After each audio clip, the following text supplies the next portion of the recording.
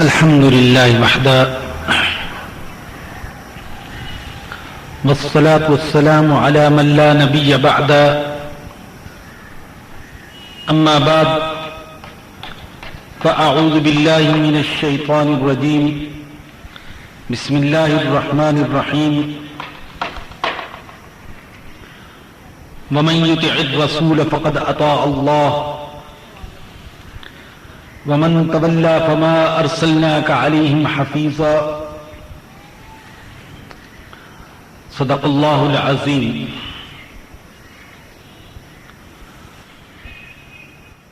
میرے محترم بزرگوں، عزیز بھائیوں، دوستوں، ماؤں، بہنوں اور بیٹیوں، جیسا کہ آپ سب جانتے ہیں کہ گزشتہ سے پیوستہ درس قرآن کی جو نشست یہاں پر اسی وقت منعقد ہوئی تھی، اس میں حدیث کی حجیت اور انکار حدیث کے فتنہ کے بارے میں کچھ معروضات آپ کے سامنے پیش کی گئی تھی۔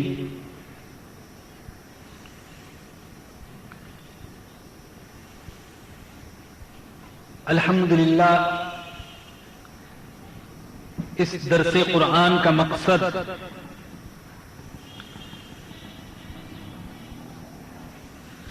نہ فرقہ واریت ہے، نہ کسی کی دل آزاری اور تحقیر، نہ ہی اپنا الگ سے کوئی تشخص اور پہچان ثابت کرنا، بلکہ اصل مقصد اپنی طاقت کے مطابق اللہ کی دی ہوئی استعداد اور صلاحیت کے مطابق دین کی تبلیغ، دعوت، قرآن و حدیث کے دیے ہوئے اسلوب کے مطابق ذہنی، فکری، علمی، عملی اور اخلاقی تربیت اور افہام اور تفہیم ہے۔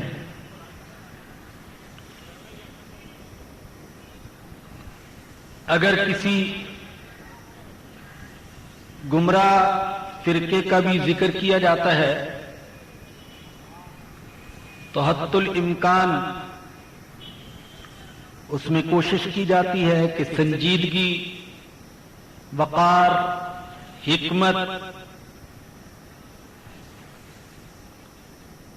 اور ادب کے پہلوؤں کو ملحوظ رکھا جائے، روایتی انداز میں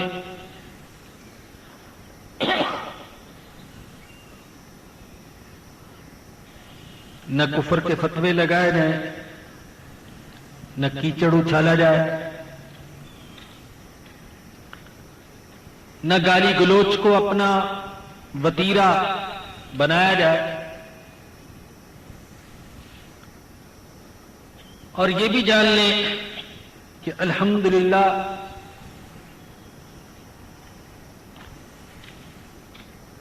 یہ درس دیتے وقت دین کی کوئی بات سمجھاتے وقت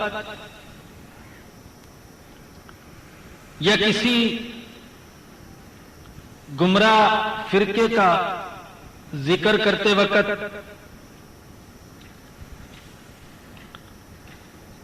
مجھے اپنے علم، اپنے عمل، اپنی ذہانت یا اپنے مطالعے پر کسی قسم کا کوئی گھمنڈ، غرور اور فخر نہیں ہوتا، بلکہ اپنے آپ کو قرآن کریم اور حدیث رسول صلی اللہ علیہ وسلم کا ایک ادنا اور ناقص سا طالب علم سمجھ کر، جسے اللہ نے اس کی حیثیت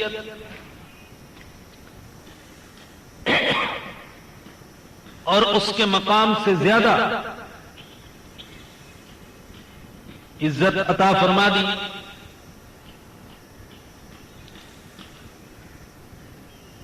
بات کرنے کی کوشش کی جاتی ہے سب سے پہلے اپنی اصلاح کے لیے اور پھر اپنے دوسرے مسلمان بھائیوں اور بہنوں کی اصلاح کے لیے۔ حق تو یہ تھا کہ جس مسند پر اور جس اسٹیج پر بیٹھ کر میں بات کر رہا ہوں، یہاں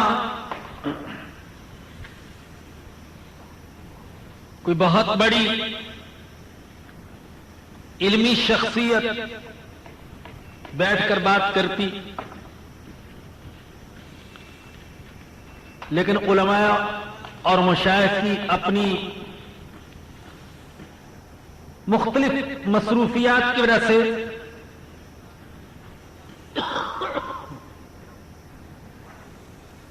وہ وقت نہیں دے سکتے، تو مجھ جیسے کمزوروں، ناقصوں اور کم علموں کو اس خلا کو پر کرنا پڑتا ہے۔ آپ حضرات سے دل کی گہرائیوں سے یہ درخواست کرتا ہوں کہ درس قرآن اور درس حدیث کے جو مختلف سلسلے اللہ پاک نے روشنیوں کے اس شہر میں جاری کرنے کی توفیق عطا فرمائی ہے، اللہ پاک ان کو جاری رکھنے کی بھی توفیق عطا فرمائے۔ اللہ اخلاص اور اپنی رضا کا جذبہ نصیب فرمائے۔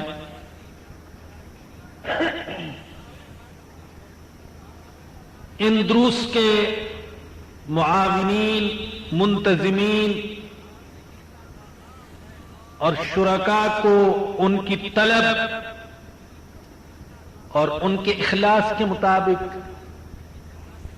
اللہ پاک اس کا صلہ اور اس کے ثمرات عطا فرمائے۔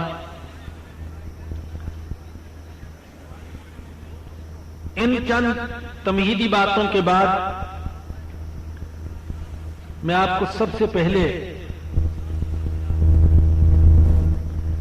گزشتہ درس میں جو کچھ کہا گیا تھا اسے تازہ کرنے کے لیے اس کے چند اہم نکات وہ دوہرا دیتا ہوں۔ میں نے عرض کیا تھا کہ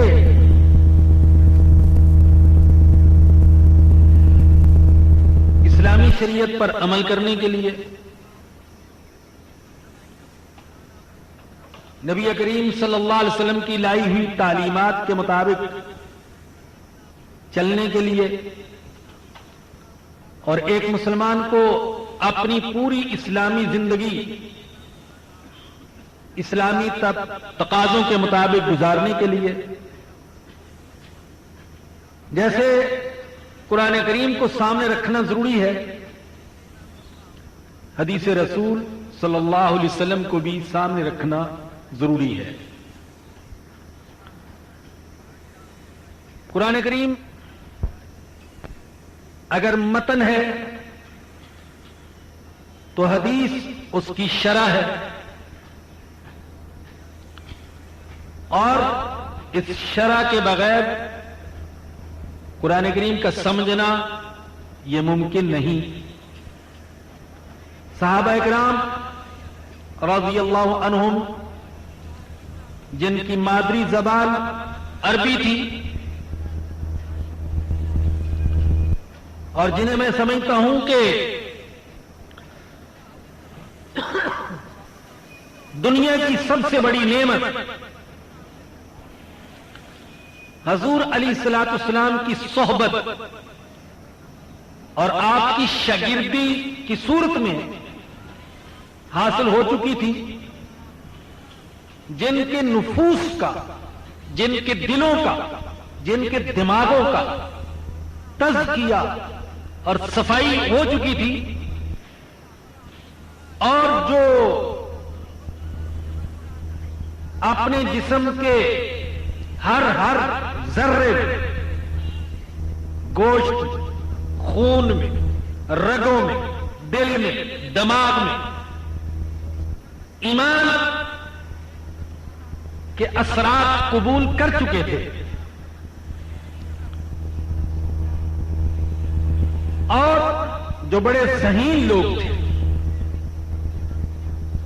وہ بھی قرآن کو اس وقت تک نہ سمجھ سکے جب تک کہ انہوں نے رسول اللہ صلی اللہ علیہ وسلم کے سامنے زانوِ تلمس طے نہ کیے، آپ کی شاگردی اختیار نہ فرمائی، آپ سے سوالات نہ کیے، آپ سے استفادہ نہ کیا، اس وقت تک وہ نہ سمجھ سکے۔ تو ہمارے جیسے لوگ جن کی مادری زبان عربی نہیں، جن کے نفوس کا، جن کے دلوں کا تزکیہ نہیں ہوا، جن پر مادیت کی محبت چھائی ہوئی، جن کے اندر ایمان پوری طرح سرایت کیے ہوئے نہیں ہے، جو فتنوں کے دور میں زندگی بسر کر رہے ہیں، اور جن میں سے اکثر کو کسی صاحب دل، کسی صاحب درد، کسی صاحب علم کی صحبت بھی میسر نہیں ہے، تو ہم تو صحابہ اکرام کے مقابلے میں کہیں زیادہ قرآن کو سمجھنے کے لیے حدیث رسول صلی اللہ علیہ وسلم کے محتاج ہیں۔ یہ بھی عرض کیا تھا کہ خود قرآن نے نبی کریم صلی اللہ علیہ وسلم کی اطاعت، آپ کی محبت، آپ کو مقتدا اور رہنما بنانے پر، آپ کو اسوہ، آپ کو نمونہ بنانے پر بڑا زور دیا ہے۔ کہیں پر فرمایا کہ لقد کان لکم فی رسول اللہ اسوۃ حسنہ، تمہارے لیے اللہ کے رسول میں اچھا نمونہ ہے۔ کہیں پر فرمایا کہ وما آتاکم الرسول فخذوہ وما نہاکم عنہ فانتہوا، جو اللہ کا رسول تم کو دے اس کو لے لو، جس سے روکے اس سے رک جاؤ۔ کہیں پر فرمایا کہ ومن یطع الرسول فقد اطاع اللہ، جس نے رسول کی اطاعت کی اس نے اللہ کی اطاعت کی۔ کہیں پر فرمایا کہ وَمَن يُشَاقِقِ الرَّسُولَ مِن بَعْدِ مَا تَبَيَّنَ لَهُ الْهُدَىٰ وَيَتَّبِعْ غَيْرَ سَبِيلِ الْمُؤْمِنِينَ نُوَلِّهِ مَا تَوَلَّىٰ وَنُصْلِهِ جَهَنَّمَ، جو رسول کا راستہ چھوڑتے ہیں ہدایت کے واضح ہو جانے کے بعد اور ایمان والوں کے راستے کو چھوڑ کر کسی اور راستے پر چلتے ہیں، تو ہم اسے چلنے دیں گے جس طرف وہ چل رہا ہے، لیکن بالآخر اس کو جہنم میں ڈالیں گے۔ کہیں پر قسم کھا کر فرمایا فَلَا وَرَبِّكَ لَا يُؤْمِنُونَ حَتَّىٰ يُحَكِّمُوكَ فِيمَا شَجَرَ بَيْنَهُمْ، تیرے رب کی قسم یہ اس وقت تک مومن ہو ہی نہیں سکتے اے میرے نبی جب تک کہ اپنے اختلافات میں آپ کو حکم اور فیصل تسلیم نہ کریں، اور پھر آپ کے فیصلوں کے سامنے دل و جان سے سر کو نہ جھکا دیں، تو تیرے رب کی قسم یہ مومن ہو ہی نہیں سکتے۔ اس طرح یہ بھی عرض کیا تھا کہ صحابہ کرام اپنی عملی زندگی کے مسائل کے بارے میں نبی کریم صلی اللہ علیہ وسلم کی احادیث سے استدلال کیا کرتے تھے. یہ بھی عرض کیا تھا کہ اگر حدیث کو قرآن سے الگ کر دیا جائے اور قرآن کو حدیث سے جدا کر دیا جائے تو معاذ اللہ جس کا جو دل چاہے گا وہ قرآن کی تفسیر کرے گا اور جس کا جو دل چاہے گا وہ شریعت میں تحریف کر دے گا. قرآن میں تبدیلی کرنا آسان،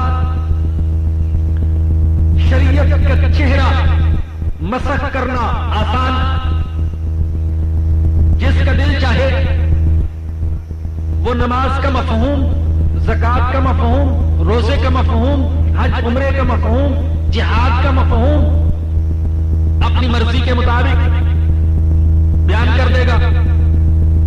یوں گمراہی کا بہت بڑا دروازہ کھل جائے گا. یہ وہ باتیں تھیں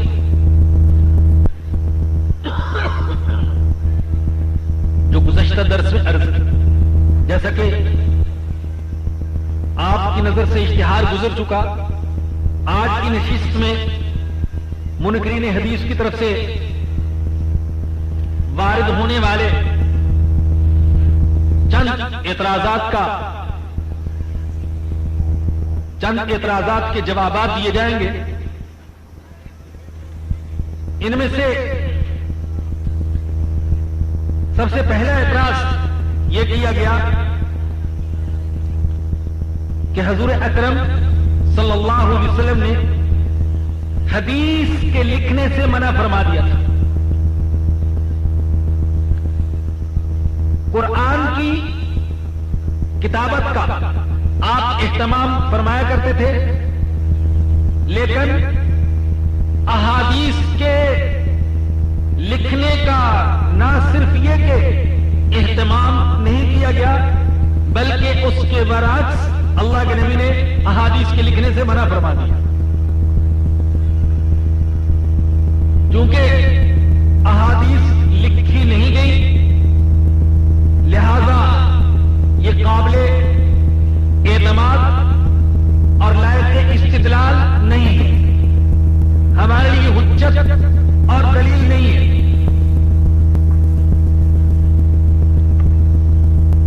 اور اس سلسلے میں منکرین حدیث کی طرف سے صحیح مسلم کی وہ حدیث پیش کی جاتی ہے جسے حضرت ابو سعید خدری رضی اللہ تعالیٰ عنہ نے روایت کیا ہے. ان رسول اللہ صلی اللہ علیہ وسلم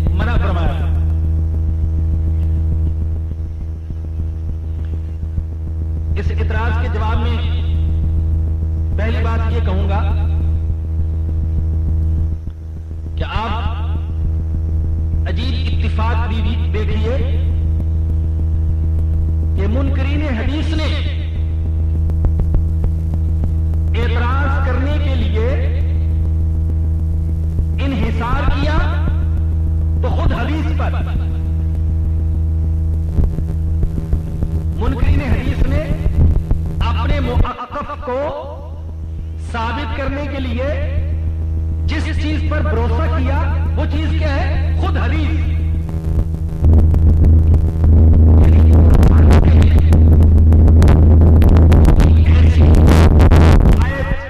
ایسی دلیل پیش نہیں کر سکتے کہ قرآن نے حدیث کے لکھنے سے منع کیا. چاہیے تو یہ تھا کہ جب آپ حدیث کو حجت اور دلیل مانتے ہی نہیں تو حدیث ہی سے اپنے دعوے پر، اپنے نظریے پر، اپنے کوئی دلیل، کوئی حدیث پیش کرنا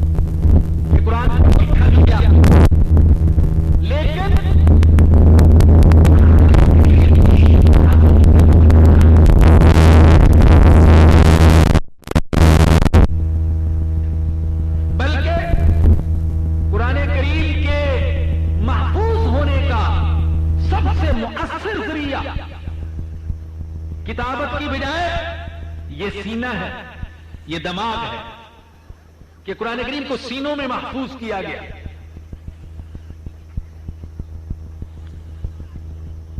احادیث مسلمانوں کی عملی، اخلاقی، معاشرتی، معاشی، سیاسی، ازدواجی، تجارتی زندگی سے تعلق رکھتی تھی.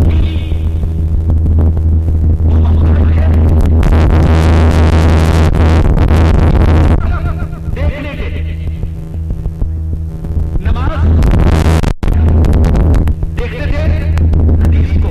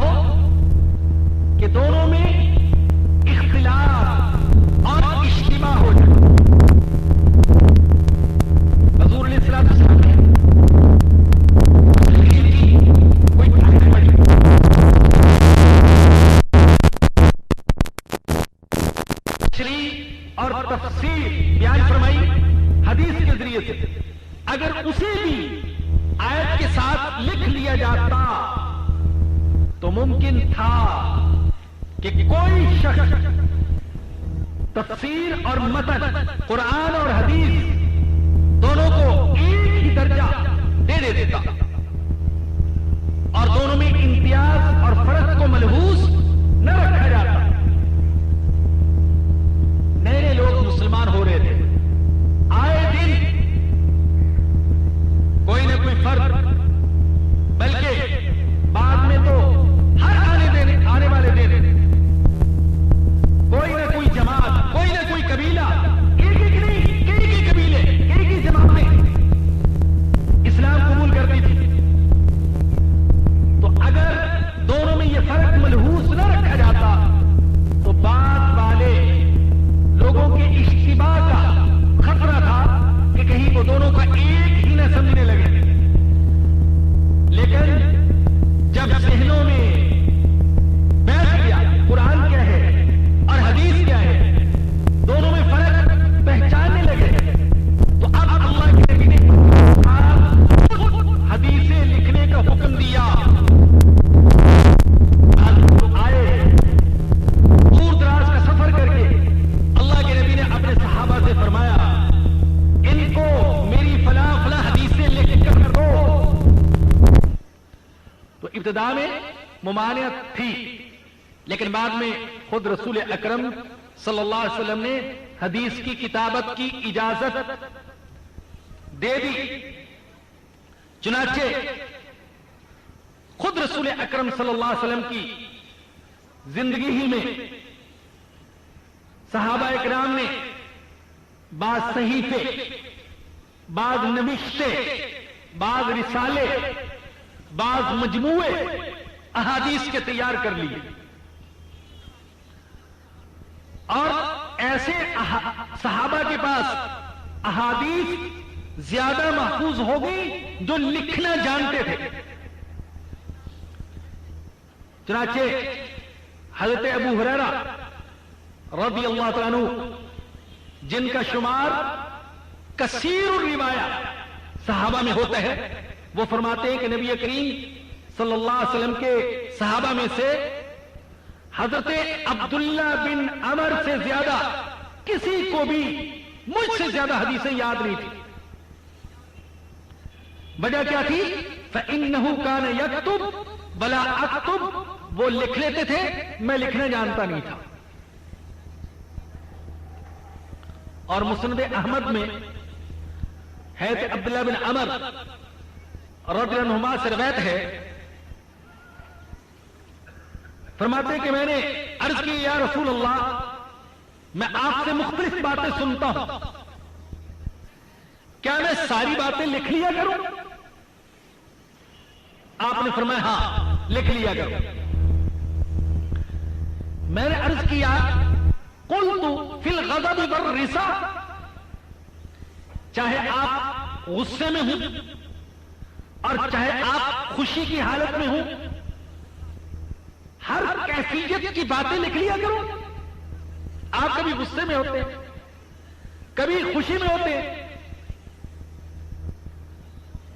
انسان غصے میں ہو اعتدال سے ہٹ جاتا ہے، اور بہت زیادہ خوشی کا غلبہ ہو تو بھی انسان اعتدال سے ہٹ جاتا ہے۔ اسی لیے فقہاء نے لکھا ہے کہ غصے کی حالت میں قاضی کو، جج کو فیصلہ نہیں کرنا چاہیے۔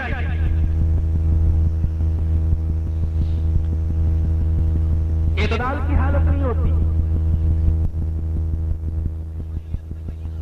بعض لوگوں کے بارے میں لگتا ہے کہ بڑے میاں گھر سے لڑ کر آئے ہیں، ہر بات ہی الٹی کر رہے، غصے کی حالت میں۔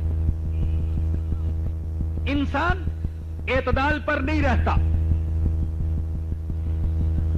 اس لیے حضرت عبداللہ نے پوچھا یا رسول اللہ، آپ کبھی غصے کی حالت میں ہوتے ہیں اور کبھی خوشی کا غلبہ ہوتا ہے، کیا ہر کیفیت کی باتیں لکھ لیا کروں؟ آپ آپ نے فرمایا ہاں فإنی لا اقول فیہما الا حق، اس لیے کہ میں اگر غصے میں ہوں تو بھی حق کہتا ہوں اور خوشی میں ہوں تو بھی حق کہتا ہوں. ایسا نہیں ہو سکتا کہ غصے یا خوشی کا غلبہ ہو تو میں جاتے اعتدال سے، راہ حق سے، انصاف کے راستے سے ہٹ جاؤں. ایسا نہیں ہو سکتا. آپ کو غصہ بھی آتا تھا، خوشی کی کیفیت بھی ہوتی تھی، لیکن کسی حالت میں بھی عدل و انصاف کے دامن کو ہاتھ سے چھوٹنے نہیں دیتے تھے.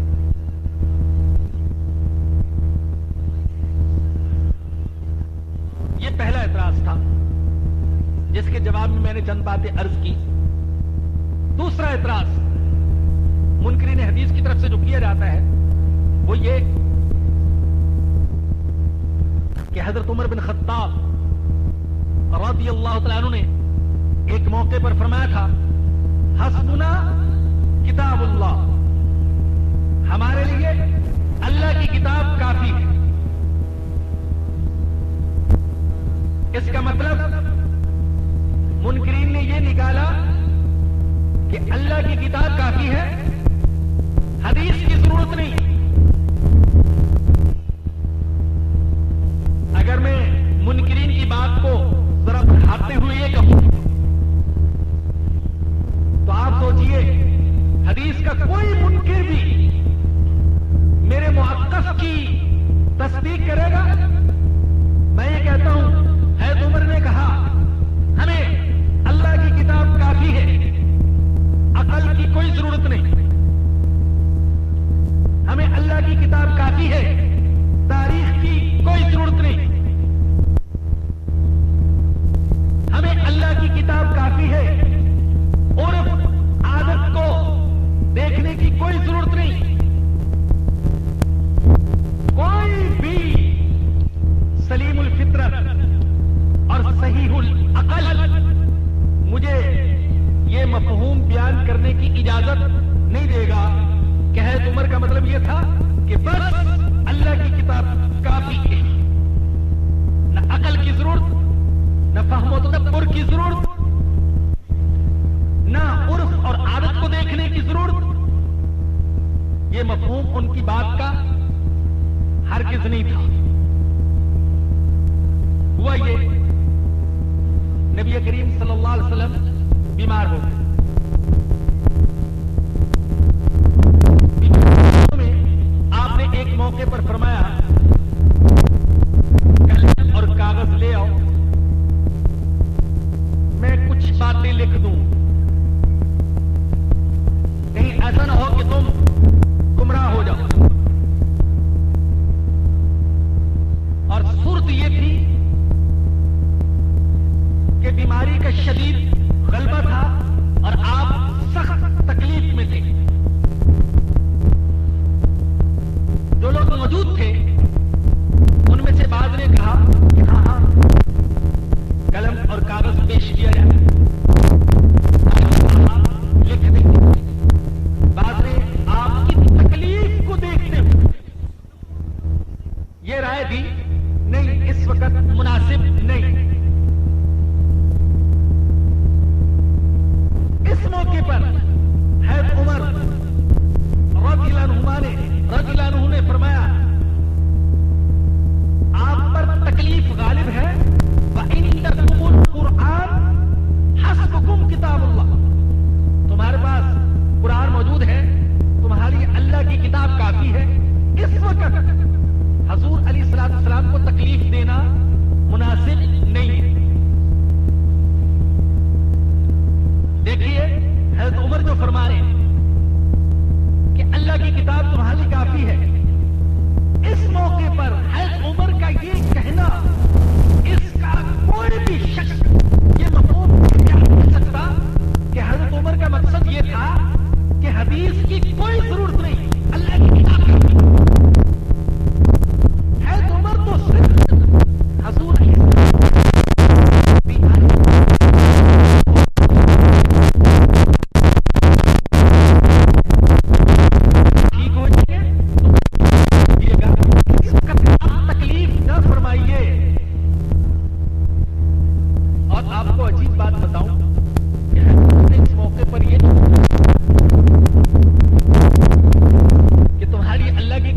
کافی ہے، اس وقت حضور کو تکلیف دینا مناسب نہیں ہے۔ حضرت عمر کے جو مخالف ہیں انہوں نے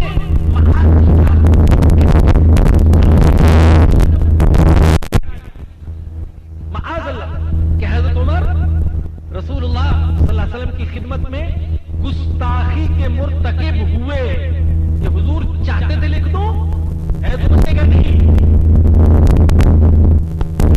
ان کی طرف سے ایک جسارت تھی، ایک توہین تھی، بے ادبی تھی حضور کی خدمت میں۔ اور دوسری طرف لوگوں نے حضرت عمر سے محبت عقیدت کی دعوت کی ہے کہ حضرت عمر کا مقصد یہ تھا کہ ہمیں حدیث کی کوئی ضرورت نہیں، اللہ کی کتاب نہ یہ مطلب صحیح ہے نہ وہ مطلب صحیح ہے۔ اللہ حضرت عمر نبی کریم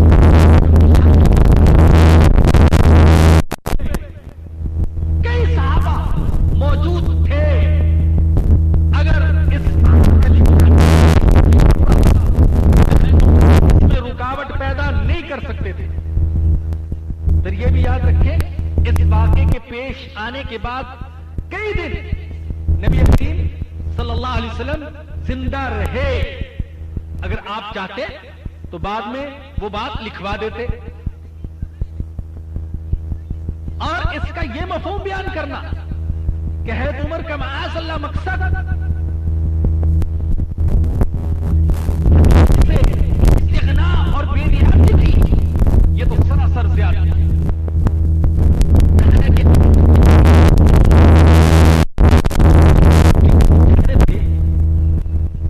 تو وہ کلی بات، اصولی بات سمجھانا چاہتے تھے، اور حضرت عمر کا کہنے کا مقصد یہ تھا یا رسول اللہ سامنے موجود ہے، آپ اس وقت تکلیف نہ فرمائیں۔ ایک تیسرا اعتراض منکرین حدیث کی طرف سے جو کیا جاتا ہے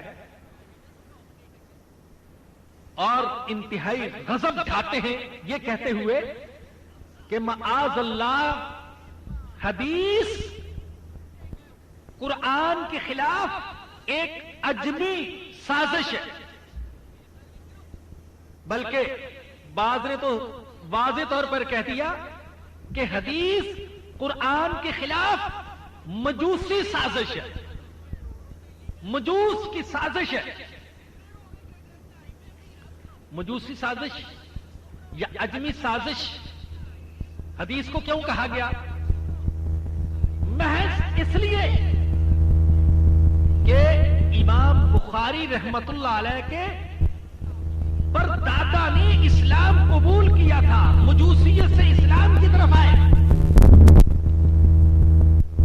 معاذ اللہ اگر کوئی شخص مجوسیت سے اسلام کی طرف آتا ہے اور وہ نہیں، اس کے پردادا سے بھی اوپر کے لوگ، اور ان کی وجہ سے ہم ان کی دینی خدمت کو مجوسی سازش کہتے ہیں،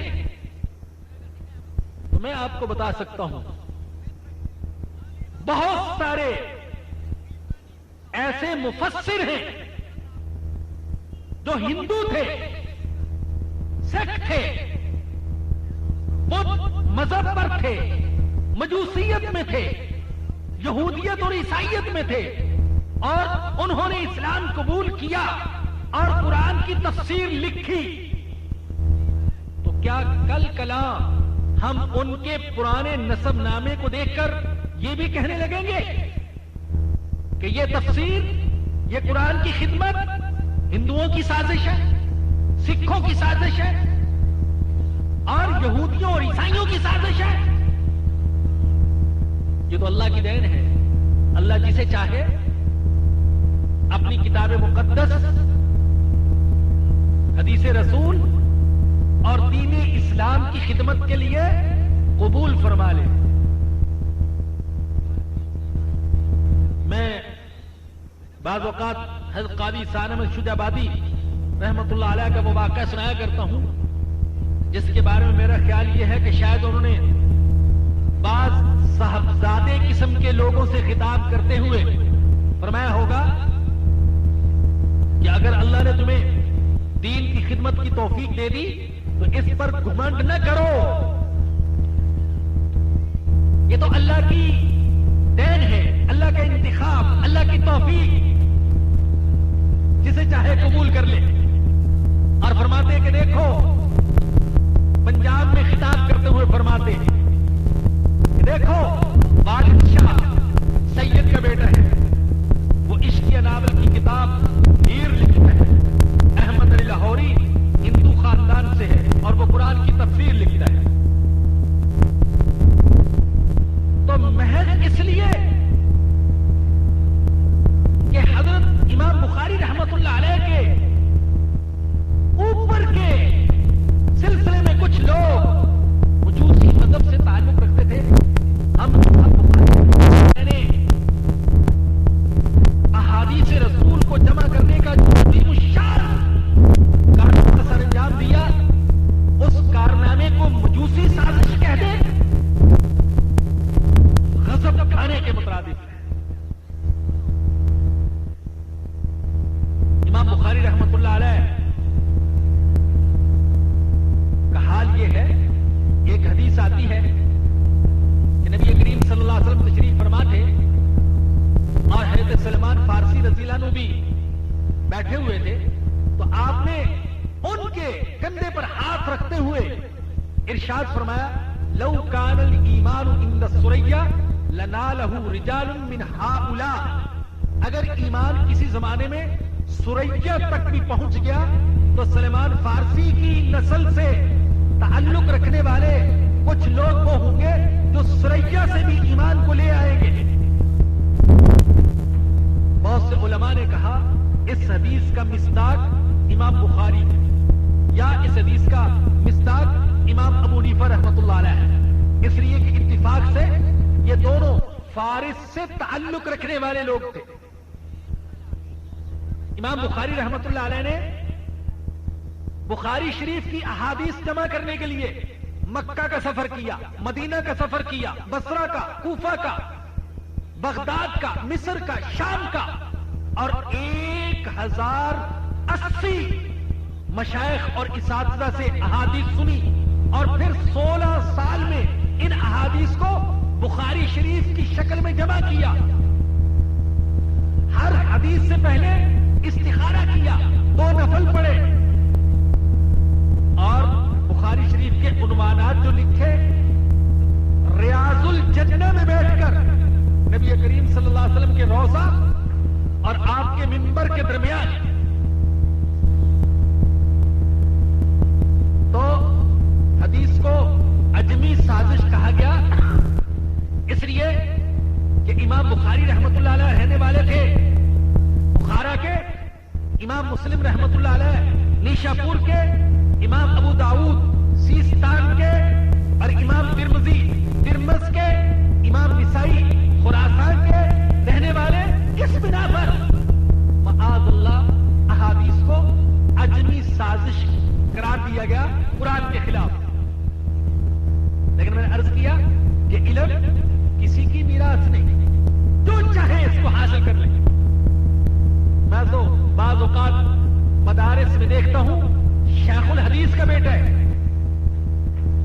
और इल्म से महरूम है, मोची का बेटा है, मजदूर का बेटा है, लोहार का बेटा है, कुमार का बेटा है, एक हज्जाम का बेटा है, काश्तकार का बेटा है, और अल्लाह पाक ने उसको इल्मी कमालात से नवाजा हुआ है। मैं तो आज भी कहता हूं, अल्लाह ने कुरान में कहा, इन ततवल्लौ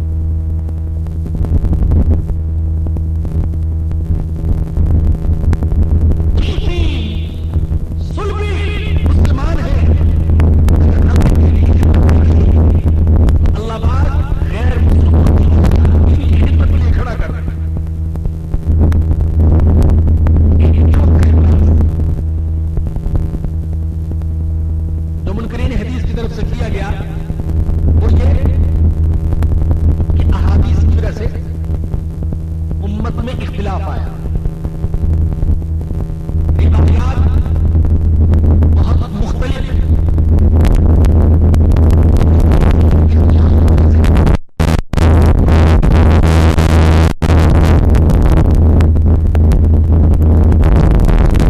اس بات کو لیتا ہوں کہ روایات میں اختلاف کیوں ہے؟ چند اسباب میں موٹے موٹے آپ کے سامنے جو ہر کسی کی سمجھ میں آ جائے بیان کر رہا ہوں۔ پہلا سبب روایات میں اختلاف کا یہ کہ حضور اکرم صلی اللہ علیہ وسلم نے مختلف وقتوں میں دو شخصوں کو ایک ہی سوال کا الگ الگ جواب دیا۔ سوال ایک تھا، جواب الگ الگ، لیکن دو مختلف شخص تھے اور دو الگ الگ مجلسیں۔ جو حقیقت کو نہیں سمجھتے تھے ان کو ان دونوں حدیثوں میں یا ان دونوں جوابوں میں تضاد محسوس ہوا، حالانکہ ان میں کوئی تضاد اور اختلاف نہیں تھا۔ اس کی ایک مثال، ایک روزے دار نے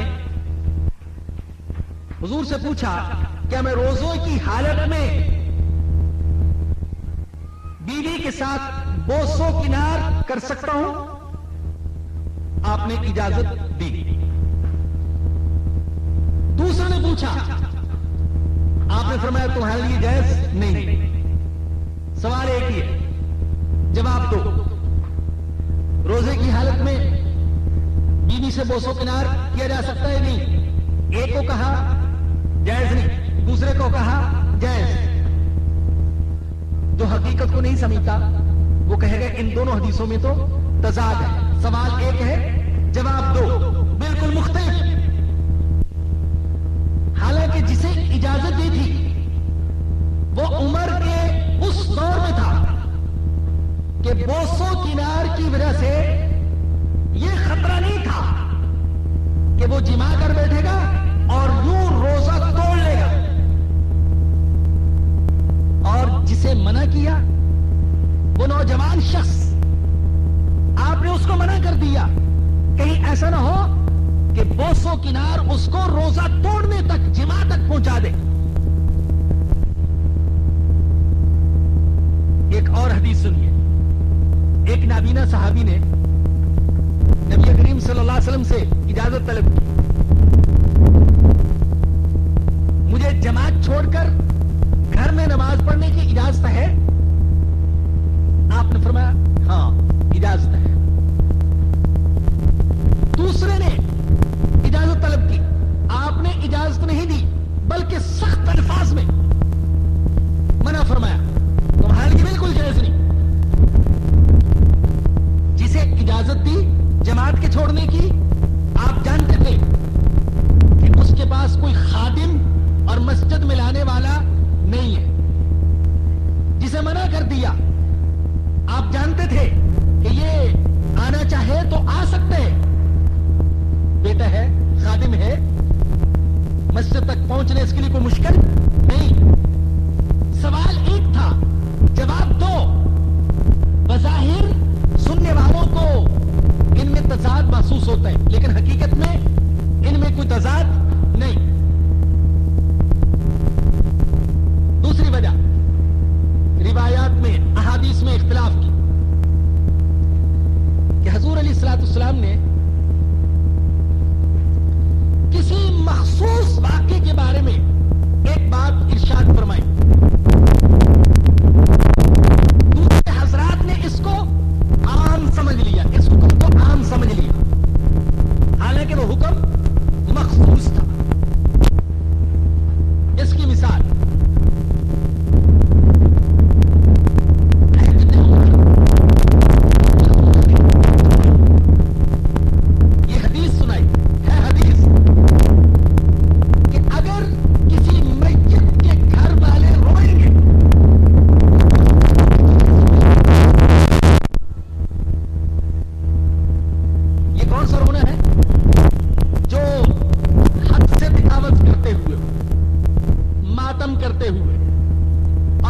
رونا پیٹتے ہوئے اور ہائے واویلا کرتے ہوئے. فرمایا کہ اگر کسی میت کے گھر والے روئیں گے تو ان کے رونے کی وجہ سے میت کو عذاب ہوگا. بات بڑی عجیب ہے. رو رہے گھر والے, رو رہے اس کا کوئی قصور نہیں ہے, اسے عذاب کیوں؟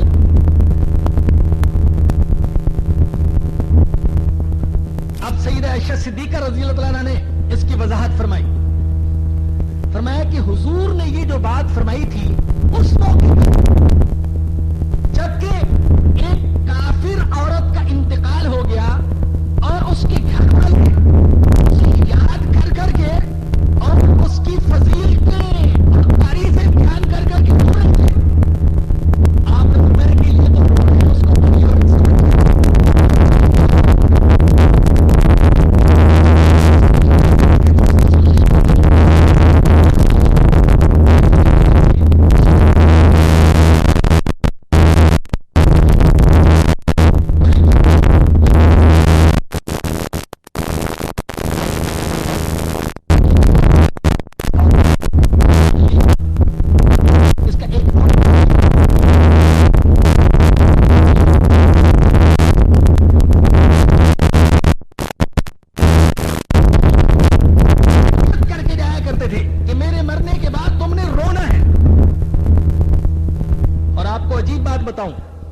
رونے والیاں کرائے پر ملتی تھی.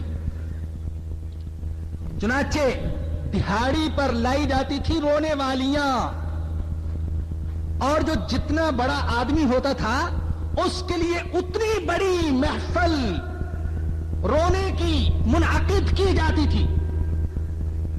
جو جتنا بڑا آدمی ہوتا اتنے ہی زیادہ دن تک اس کا ماتم کیا جاتا.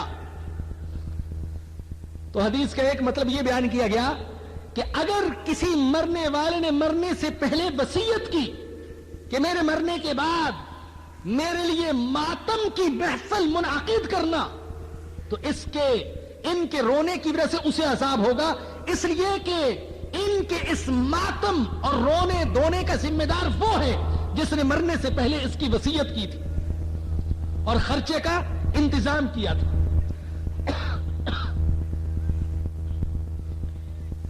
ایک تیسری وجہ احادیث میں اختلاف کی.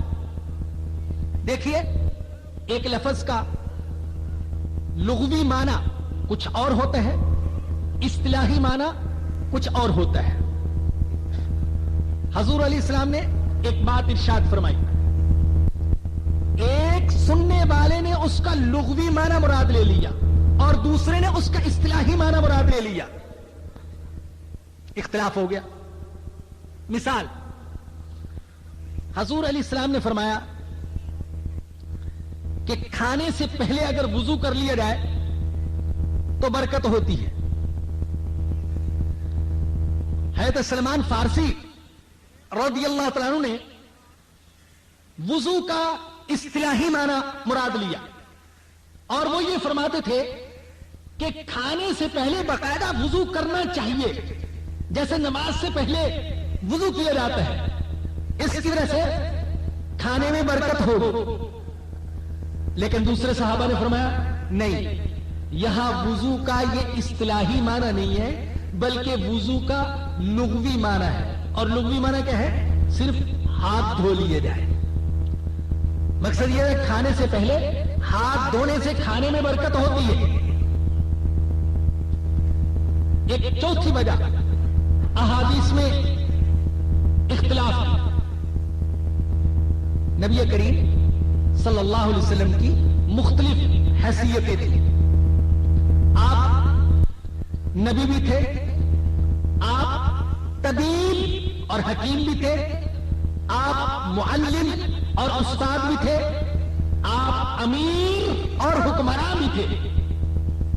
آپ نے کوئی بات ارشاد فرمائی,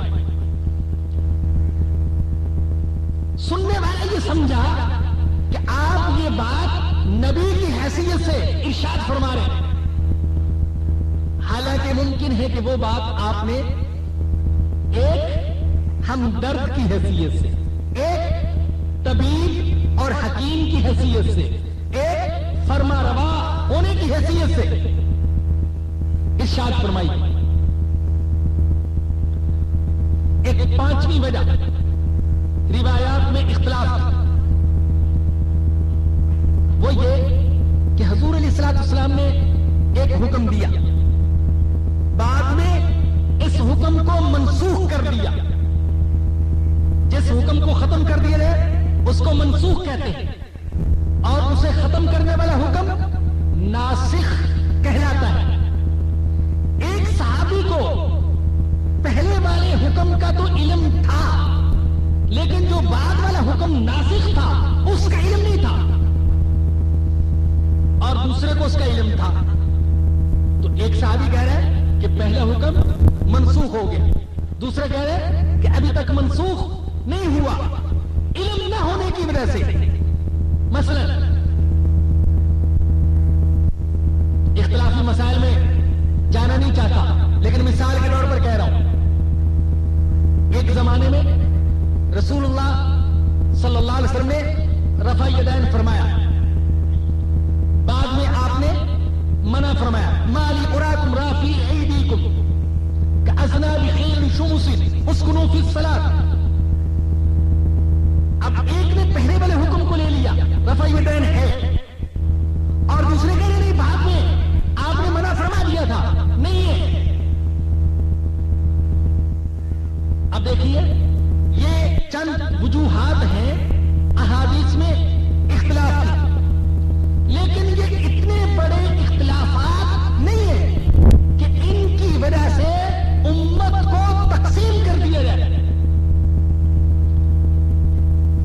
اگر احادیث میں ان چھوٹے موٹے اختلافات کی وجہ سے آپ یہ سمجھتے ہیں کہ امت تقسیم ہوئی ہے، تو میں کہتا ہوں قرآن کریم کی تفسیر میں بھی بڑا اختلاف ہے۔ ایک تفسیر کچھ کر رہا ہے، دوسرا کچھ تفسیر کر رہا ہے، تو معاذ اللہ کل کلا ہم یہ کہنے لگیں گے کہ امت میں اختلافات کی وجہ قرآن ہے۔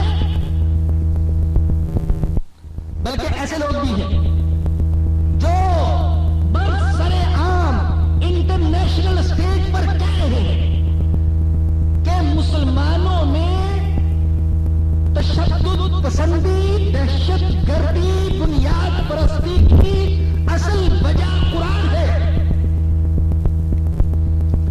آج ہم نے کچھ لوگوں کے اعتراض کی وجہ سے حدیث کو چھوڑا، تو کیا کل ہم کچھ دوسرے لوگوں کے اعتراضات کی وجہ سے آج ہم نے حدیث کو چھوڑا، تو کیا کل ہم غیر مسلموں کے اعتراضات کی وجہ سے قرآن کو بھی چھوڑ دیں گے؟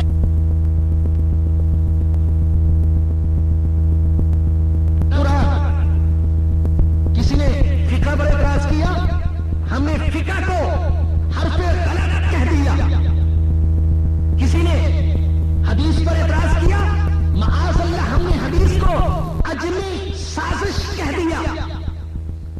اور کسی نے قرآن پر اعتراض کیا تو ہم نے قرآن کو بھی معاذ اللہ معاذ اللہ معاذ اللہ لغو قرار دیا۔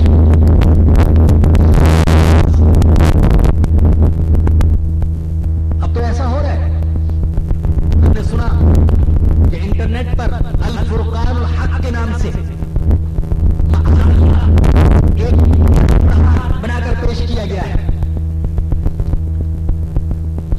اور اس کی تشہیر کی اور اس کی مقبولیت کی بڑی کوششیں ہو رہی ہیں اس کو مقبول بنانے کی، اور کہا جا رہا ہے کہ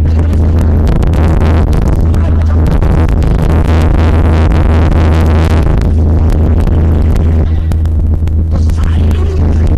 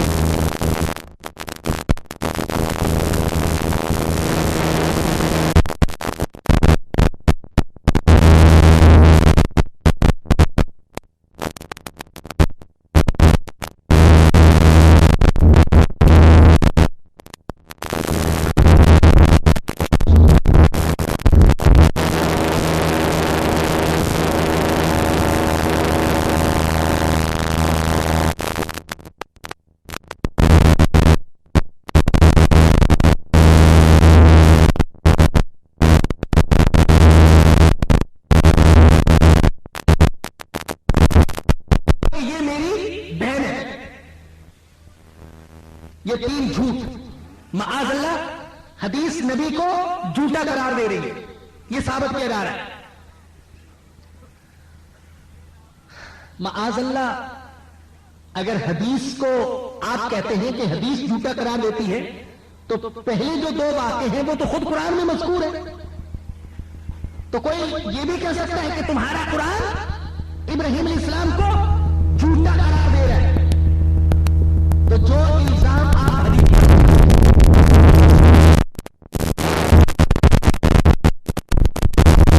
اصل بات یہ ہے کہ اردو زبان میں کذب کا معنی ہم کرتے ہیں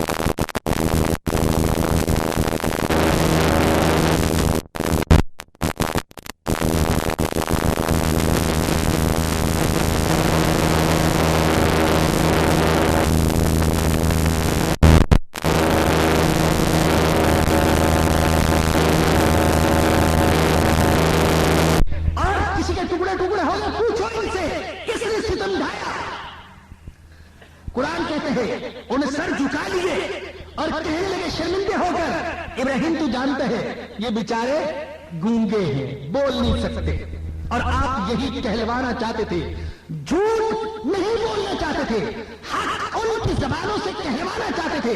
چنانچہ جب انہوں نے حق کا اقرار کر لیا تو آپ نے ڈھنکے کی چوٹ کہا، اُفٍ لَكُمْ وَلِمَا تَعْبُدُونَ مِن دُونِ اللَّهِ أَفَلَا تَعْقِلُونَ۔ ہے بڑا افسوس ہے ایسوں کی عبادت کرتے ہو جو بول نہیں سکتے، اور ان پر کوئی ستم ڈھائے تو اپنے آپ کو بچا نہیں سکتے، تمہارے کس کام آئیں گے؟ اتنی بھی عقل نہیں ہے؟ صاف کہہ دیا میں ہوں توڑنے والا، اور تم ایسوں کی بات کرتے ہو۔ اور جس وقت بادشاہ وقت نے، ظالم بادشاہ نے آپ کی اہلیہ پر دست درازی کرنا چاہیے اور آپ نے فرمایا میری بہن ہے، تو اس میں شک ہی کیا ہے کہ چاہے میاں بیوی ہی کیوں نہ ہو، جس نے کلمہ پڑھا ہے وہ آپس میں بھائی بہن ہے۔ انما المؤمنون اخوۃ، سارے ایمان والے آپس میں بھائی بہن ہیں۔ ایمانی بھائی چارہ اور ہے اور خونی بھائی چارہ اور ہے۔ آپ نے فرمایا میری بہن ہے، ایمانی بہن ہے، وہ سمجھا کہ شاید نسلی خونی بہن ہے، تو بات کو سمجھانے کے لیے یہ پیرایا اختیار کیا گیا۔ ایک آخری چھٹا اعتراض جو کیا گیا وہ یہ کہ معاذ اللہ حدیث فحاشی پھیلاتی ہے، عریانیت پھیلاتی ہے۔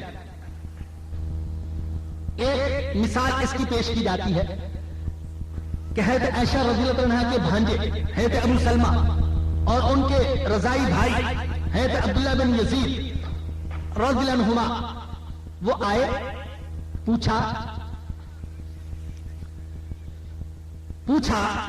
خالہ سے، بہن سے پوچھا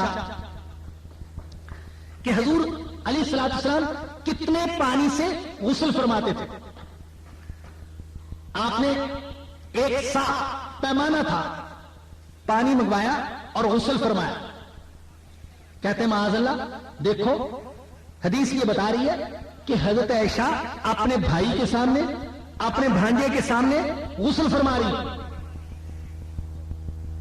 اور یاریت پھیلا رہی ہے حدیث، معاذ اللہ۔ بلکہ بعض بدبختوں نے تو یہ واقعہ نقل کرتے ہوئے یہ لکھا کہ امام بخاری اپنے مجوسی معاشرے کی عریانیت کو مسلمانوں میں بھی عام کرنا چاہتے ہیں، اس لیے یہ حدیثیں بیان کر رہے ہیں۔ حالانکہ دیکھیے ممکن ہے واقعہ اس طرح پیش آیا، وہ آئے پوچھا کتنے پانی سے آپ غسل فرماتے تھے؟ آپ غسل کرنے کی تیاری کر رہی تھی، پانی منگوا لیا، کہا اتنا پانی، اور دیکھو ابھی میں غسل کروں گی پردے میں اتنے ہی پانی سے۔ چنانچہ حدیث میں صراحتاً آیا ببیننا وبینہا حجاب، حضرت عائشہ نے اس حالت میں غسل کیا کہ ہمارے درمیان اور حضرت عائشہ کے درمیان پردہ تھا۔ اب پردے میں آپ نے اتنے ہی پانی سے اس وقت غسل کر لیا، اور موجود کون ہے؟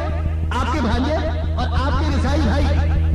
اس سے یہ استدلال کرنا کہ معاذ اللہ حضرت عائشہ دوسروں کے سامنے ننگے غسل کر لیتی تھی، حدیث کا مفہوم از خود بگاڑنے کی بہت بڑی جسارت ہے۔ میں ایک عجیب بات بتاؤں آپ کو، ایک حدیث میں آیا حضرت عائشہ فرماتی ہیں کہ نبی کریم صلی اللہ علیہ وسلم حیض کی حالت میں مباشرت فرما لیا کرتے تھے، حیض کی حالت میں مباشرت فرما لیتے تھے۔ مباشرت کا معنی یہ بھی ہے کہ میل جول رکھنا۔ زمانے جاہلیت میں حیض کی حالت میں عورت کو بالکل الگ کر دیا جاتا تھا، اس کا کھانا پینا، اس کا رہنا سہنا سب الگ۔ اسلام نے کہا نہیں، الگ نہیں، ساتھ رہے گی، کھا سکتی ہے، پکا سکتی ہے، تمہیں ہاتھ لگا سکتی ہے، تم اس کو لگا سکتے ہو، تمہارے ساتھ رہ سکتی ہے، یہ سب ہو سکتے ہیں، البتہ ازدواجی عمل نہیں ہو سکتا۔ اب مباشرت کا معنی ازدواجی عمل بھی ہے، مباشرت کا معنی اکٹھے رہنا سہنا بھی ہے۔ اب حدیث میں لفظ آ گیا مباشرت کا، منکرین نے اس کا مطلب بیان کر دیا کہ حضور علیہ الصلوۃ والسلام حیض کی حالت میں ازدواجی عمل کیا کرتے تھے۔ کہا دیکھو حدیث ایسی بات بیان کرتی ہے، قرآن کہتے ہیں حیض میں قریب نہ جاؤ، اور حدیث کہتی ہے حیض کی حالت میں حضور ازدواجی عمل کرتے تھے۔ میں نے ایک صاحب کا پڑھا، یہ مطلب بیان کیا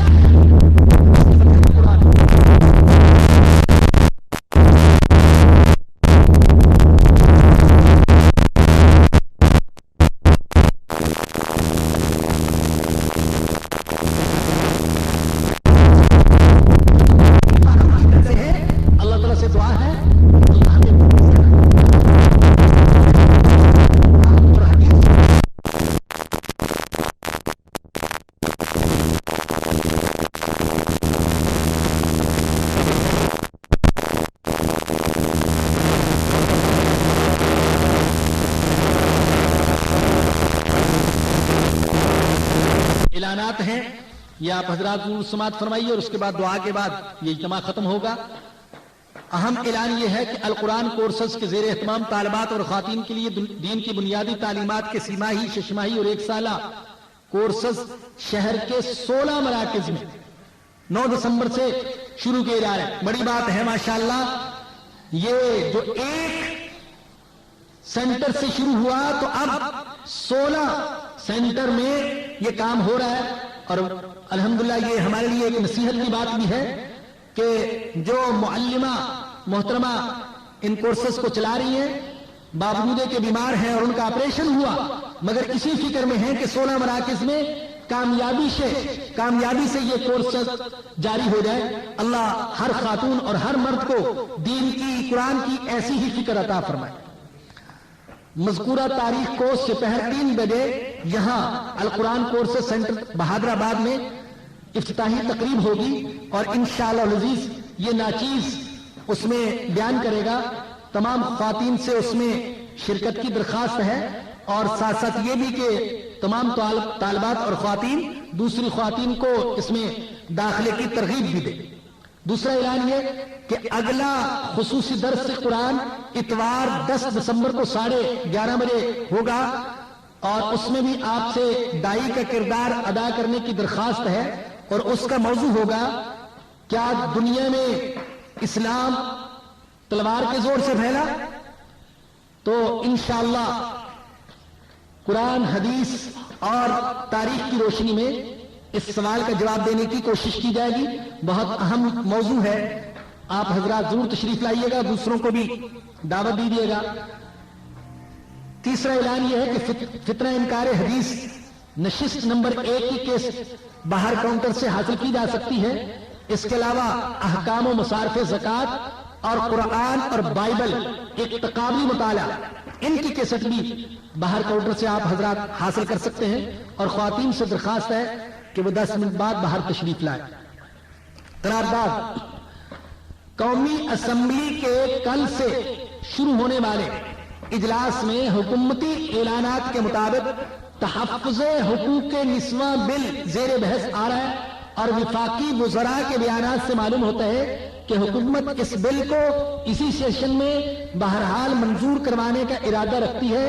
ہمارا موقف ہے کہ نمبر 1 تحفظ حقوق نسواں بل کا خواتین کے تحفظ سے کوئی تعلق نہیں۔ نمبر 2 تحفظ حقوق نسواں بل مغربی تہذیب کو مسلط کرنے کی تحریک ہے۔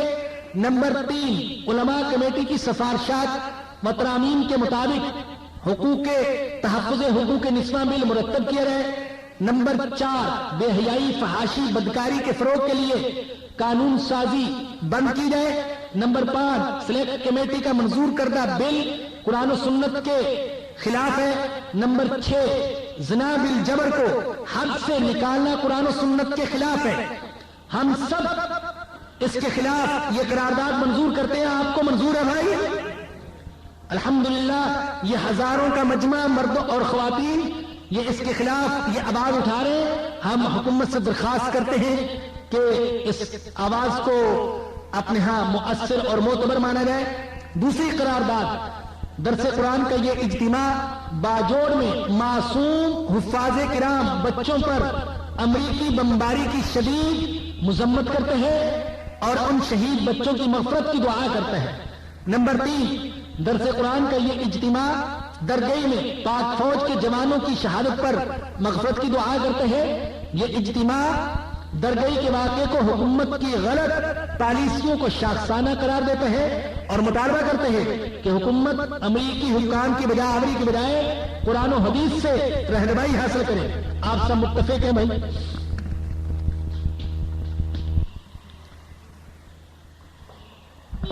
الحمدللہ رب العالمین والصلاة والسلام علی سید الانبیاء والمرسلین۔ ربنا ظلمنا انفسنا وان لم تغفر لنا وترحمنا لنكونن من الخاسرین۔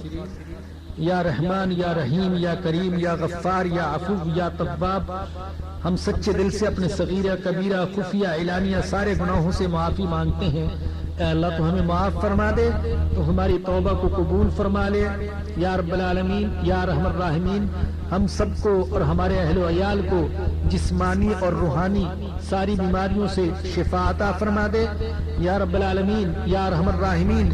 ایمان کی حقیقت عطا فرما، ایمان کی حلاوت عطا فرما، ایمان کی عظمت عطا فرما، ایمان والی زندگی عطا فرما اور ایمان پر خاتمہ نصیب فرمانا، اور قیامت کے دن نبی کریم صلی اللہ علیہ وسلم کی شفاعت نصیب فرمانا یا رب العالمین یا ارحم الراحمین۔ ہماری ساری پریشانیوں کو دور فرما، جائز ضروریات غیب کے خزانوں سے باعزت طریقے سے پوری فرما، ہمارے مرحومین کی مغفرت فرما، ان کے گناہوں کو معاف فرما، نیکیوں کو قبول فرما۔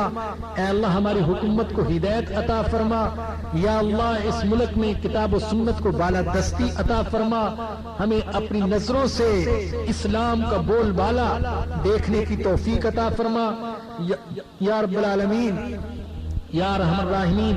باجوڑ کے معصوم شہید طلبہ کی مغفرت فرما، اور اے اللہ درگاہ میں جن زیر تربیت فوجیوں کو دہشت گردی کا نشانہ بنایا گیا، اے اللہ ان کی بھی مغفرت فرما۔ اے اللہ اس ملک کے رہنے والوں کو محبت اور پیار کے ساتھ رہنے کی توفیق عطا فرما، امریکہ کی سامراج کی کفر کی غلامی سے ہم کو نجات دلا۔ اے اللہ آزادی کے ساتھ قرآن اور حدیث کے مطابق ہمیں ملک کے قوانین کو بنانے کی، نافذ کرنے کی توفیق عطا فرما یا رب العالمین یا ارحم الراحمین۔ درس قرآن کے ان سارے اجتماعات کو اور درس حدیث کے اجتماعات کو اپنی بارگاہ میں قبول فرما، اس کے منتظمین، معاونین اور شرکاء مرد ہوں یا خواتین یا اللہ سب کی کوششوں کو قبول فرما۔ اس درس کی منتظمہ جو بیمار ہیں اے اللہ ان کو بھی شفاء کاملہ عاجلہ نصیب فرما، اور جتنے بھی ہم میں سے اور ہمارے عزیزوں میں سے بیمار ہیں اے اللہ ان سب کو شفا عطا فرما۔ اپنی بارگاہ میں ہم کمزوروں کی دعاؤں کو قبول فرما، اور مرتے دم تک صرف تجھی سے مانگنے کی توفیق عطا فرما۔ ربنا آتنا فی الدنیا حسنۃ وفی الآخرۃ حسنۃ وقنا عذاب النار۔ ربنا تقبل منا انک انت السمیع العلیم وتب علینا انک انت التواب الرحیم۔ صلی اللہ تعالی علی رسولہ وخیر خلقہ سیدنا و مولانا محمد وآلہ وصحبہ واہل بیتہ اجمعین، آمین برحمتک یا ارحم الراحمین۔